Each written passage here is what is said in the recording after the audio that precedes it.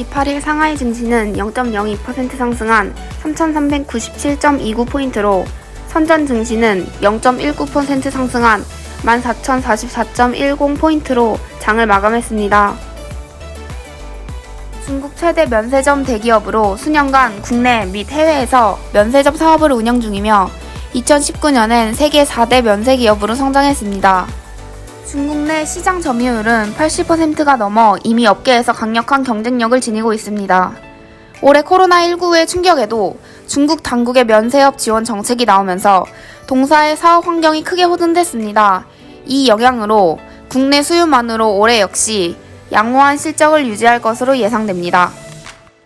28일 이우이만 중국 증감회 주석은 오는 제14차 5개년 경제개발 계획과 관련해 증감회의 향후 정책 시행 방향에 대해 설명했습니다. 이 주석은 앞으로 중국 증시 전반에 걸쳐 IPO 등록제를 전면 시행할 계획이며 앞으로 보다 투명하고 개방적이며 활력이 있는 자본시장 육성을 위해 상시화된 상장 폐지 제도부터 직접 융자 비율 향상 등 방향으로 정책을 시행할 방침이라 발언했습니다. 또한 이 주석은 중국 증시 상장사들이 자체 관리 능력 등 부문에서 개선될 수 있도록 이들의 직접적인 증자 활동부터 구조조정, 인수합병 등 많은 부분에 대한 제도적 개혁에 나설 것이라 밝혔습니다. 여기서 신기술을 접목한 감독관리 시스템을 운영해 증권시장 내 출현 가능한 리스크에 대한 전면적인 예방 처리 시스템을 만들 계획이고 동시에 시장 참여자들의 자율성을 보장하기 위해 관계 부처의 시장에 대한 간섭을 점차 줄여갈 것이라 강조했습니다. 중국의 외국 기업 투자 장려 산업 범위가 재차 확대됐습니다. 특히 인공지능, 직접 회로 등 첨단 제조 분야와 신소재, 환경보호 등 분야가 주요 투자 장려 대상으로 제시됐습니다. 따라서 향후 해당 분야에 대한 외자 투자 확대가 기대됩니다.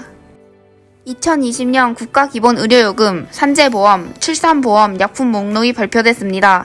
이번엔 총 162종의 약품에 대한 가격 협상이 진행됐고 119종 약품이 협상 성공해 협상 성공률이 73.46%에 달했습니다.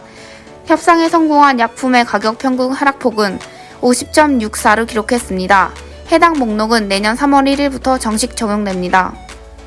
전일 알리바바 다모 아카데미가 2021년 10대 테크놀로지 추세를 발표했습니다. 특히 내년 3세대 반도체 재료 응용 폭발기가 시작될 것으로 전망돼 눈길을 끌고 있습니다. 중국 국가발전개혁위원회가 중국 북방 지역의 난방용 가스 보장력을 강화하고 있다며 향후 자원을 7개 중점 지역에 집중할 것이라 전했습니다. 이어 현재 북방 지역의 가스 공급량이 두 자릿수 증가율을 기록하면서 전반적으로 공급이 보장되고 있다고 밝혔습니다. 인민은행이 자산 투명도 지표를 신설해 상업은행에 대한 전반적인 관리 감독을 실시할 것이라 밝혔습니다. 이어 향후 더 높은 정보 공개 표준, 투자 투명도 표준이 제시되면서 효과적인 리스크 예방 수단이 마련될 것으로 기대되고 있습니다.